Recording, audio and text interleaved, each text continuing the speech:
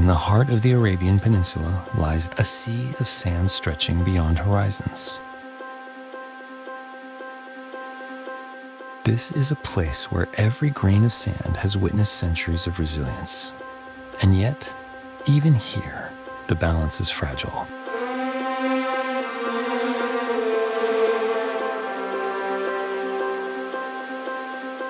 The United Nations Goodwill Ambassadors Baaba Maal, Ricky Kej and Modja have come to Saudi Arabia to record music together and to learn about the kingdom's efforts in combating desertification.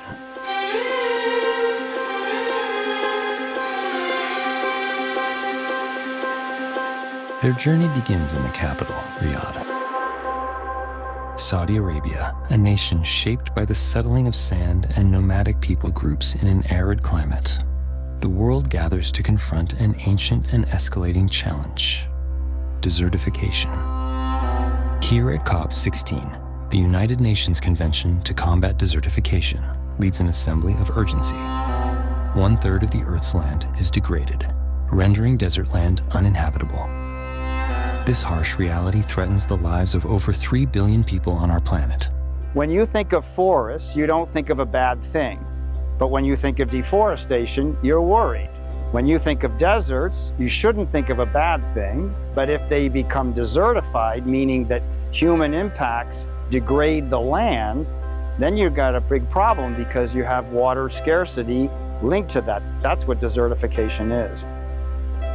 We're talking about 100 million hectares of land each year is no longer as productive as it was, and some of it is out of production. That's a lot of land. At the same time, we've already converted 75% of our land to human use, and we're still converting. So you're burning the candle at both ends. That's what is so relevant in the UNCCD context. We have to stop that land conversion, and we have to use land much more sustainably. And that makes this a very, very good place for addressing the problem because they have both sides of it. They know what it can be to have a dry land, natural and very vivacious, and they also know how easily that can be broken. We are facing a crisis, and actually we are in a crisis. So we are here in Riyadh to actually bring negotiators from 197 parties, 196 countries, plus the European Union, just to negotiate. Deserts are unique ecosystems, right? And probably the name and saying combating desertification sounds like we are combating these unique ecosystems. And it is not the case. Actually, what the convention addresses is land degradation. And this is the problem. This is what this convention does. It's really taking care of protecting, restoring, and managing the source of life, which is land. The UNCCD Goodwill Ambassadors come from different corners of the world, regions that are plagued with the effects of desertification in real time. As musicians who leverage art to bring awareness, they arrive in Saudi Arabia, each carrying a unique voice and purpose to converge and amplify a message. Land is what we walk on. Land is where we grow our food. Our fibers that we wear are grown on our land. Land is something that has always been taken for granted, and I think that's the reason why these COPs are so important.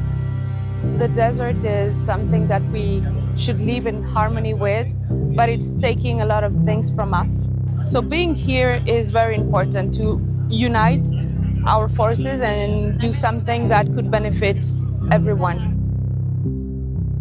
Among the COP16 attendees is Shauna Rees for the Royal Commission for Al-Ula, where she and her team are making significant and successful on-the-ground efforts to fight desertification and restore life to the historic oasis of Al-Ula, Saudi Arabia. I am Shauna Rees. I work for the Royal Commission for Al-Ula in the Habitat Regeneration and Landscaping Department. So we are restoring large swathes of the rangeland in the nature reserves in Al-Ula, which obviously contributes to desertification control. So I think particularly for the UNCCD, it's important that Saudis are having good representation here. It's the first COP that's being held in the Middle East and North Africa, which is likely going to be one of the regions that experiences the most significant impacts from climate change and is therefore most vulnerable to desertification. The Saudi Green Initiative is doing a lot of work and investing a lot in desertification control and aiming to plant 10 billion trees and restore a large part of Saudi Arabia. They're aiming for 30% of the land area in Saudi to be under some form of protection by 2030. People know Saudi Arabia as a desert, but the desert itself has its beauty. The desert for us is something that we are proud of, and we find so many beauty in the desert. We have so many variety in the fauna and the flora. So we are so glad to work on these objectives, and hopefully the next generations will remember what we are doing for the sake of their environment. We're looking forward to the UNCCD Goodwill Ambassadors coming to visit us in Al-Ula after they've seen the global initiatives here at UNCCD COP, seeing sort of the large-scale policy work that's being done internationally, but then seeing how that then comes down into a local context in Al-Ula and what's actually been done on the ground to meet some of these objectives. The UNCCD Goodwill Ambassadors travel to Al-Ula, a desert oasis and home to the incredible UNESCO World Heritage Site, Hegra.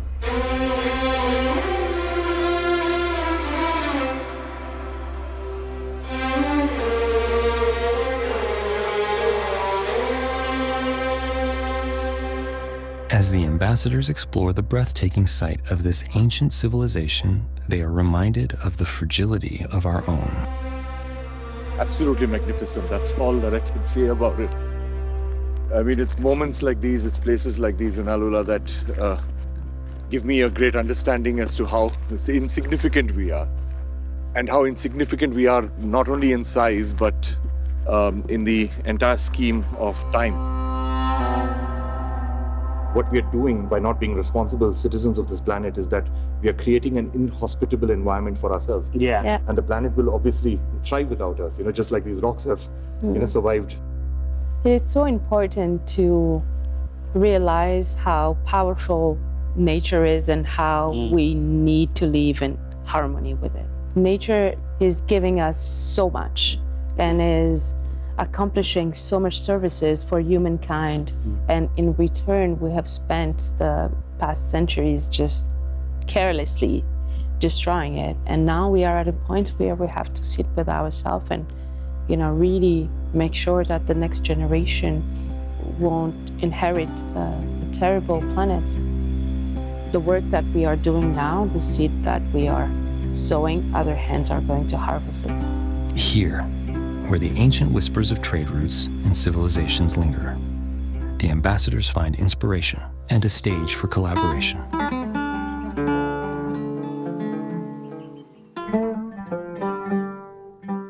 Music is a universal language, You don't need to investigate or try to understand. You just feel it.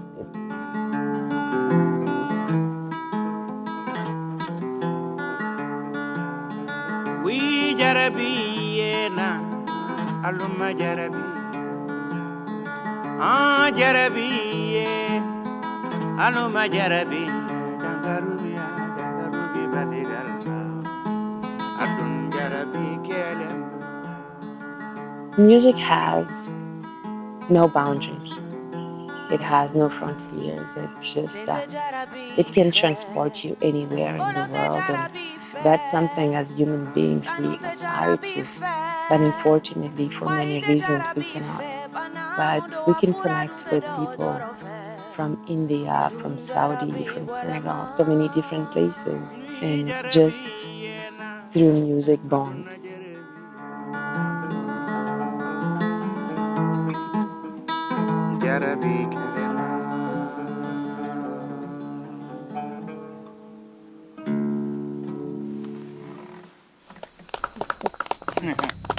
Music is their language, a universal thread weaving cultures, stories, and solutions together. But Al-Ula is more than a great recording location.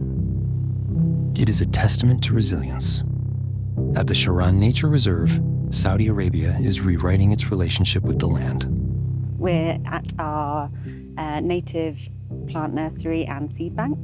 And so here we collect seeds from the nature reserves and store them here in our seed bank, but then also propagate them and grow them ready to be used in ecological restoration sites across our 6 nature reserves.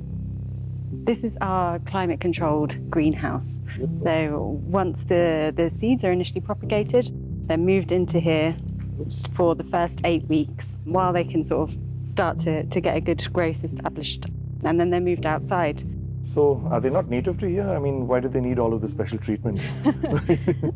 All the plants here are native. Wow. We collect the seeds from the nature reserves. So we absolutely don't plant anything that isn't native to Al-Ula because we're trying to establish the native ecosystems here that can thrive in these harsh conditions.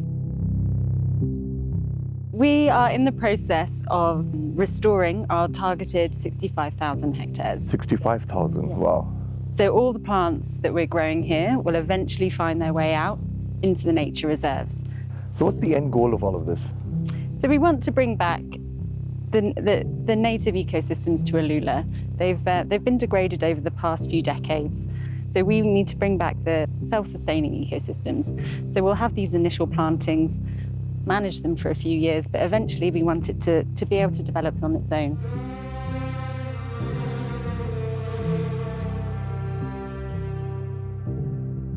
What a lot of people don't understand when they're in Al-Ula and they're looking out at the landscapes is they think that's what the landscapes are supposed to look like. You know, we're in a desert, it should be a desert. But what people don't understand is it's not actually how it should look. The habitats are degraded. My department, we're restoring 65,000 hectares of the nature reserves by 2035 is our goal, with the hope of having that full sort of self-sustaining ecosystem back and thriving in Al-Ula. We're very fortunate in Saudi because we do have very significant government support for restoration. Hopefully publishing some of our research can help beyond Al-Ula and beyond Saudi so that they can see some of the methods and some of our data and see how it might be able to apply to their situation in other arid environments. So this is our first restoration site. So it's the first 5,000 hectares we are aiming to restore out of our 65,000 hectares. Today we're going to contribute a little bit, put a few plants in the ground, small hole to dig, tap out the plant and then pop it in the ground and cover it up. What I wish is people from everywhere in the world also do projects like this. It will help our planet to really breathe again. This is how deserts are transformed. One seed, one effort, one vision at a time. The work we're doing here is a massive project and it's going to take a long time for us to see the native ecosystems fully established back in Al-Ula. But this work is something we can be incredibly proud of, and local people here, people of Saudi, are incredibly proud of the efforts being made across the country. It's a real privilege to have Ricky, Baaba and Ina visit us here as UN Goodwill Ambassadors to raise awareness for what we're doing here.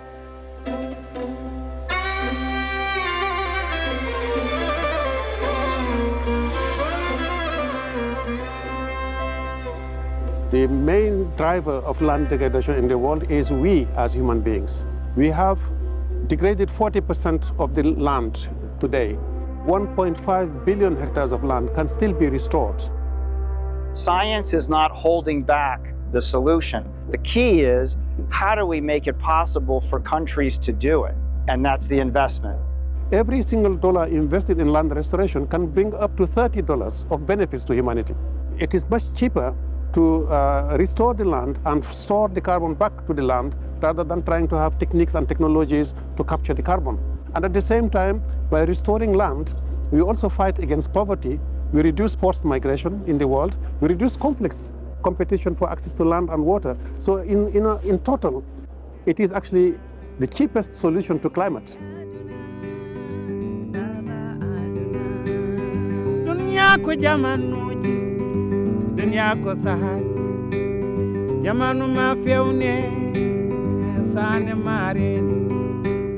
As the sun sets over Al-Ula, the sound of change echoes through the raw canyons.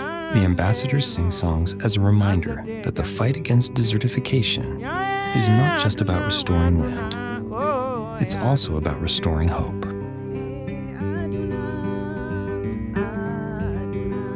Across continents and cultures, the mission is clear: to reclaim degraded land and secure a future for generations to come. The ambassadors have seen, sung, and learned. Now, the baton passes to us all, to protect and restore our land, one act of service at a time. La ilaha illallah, Sayyidina Muhammad Rasul.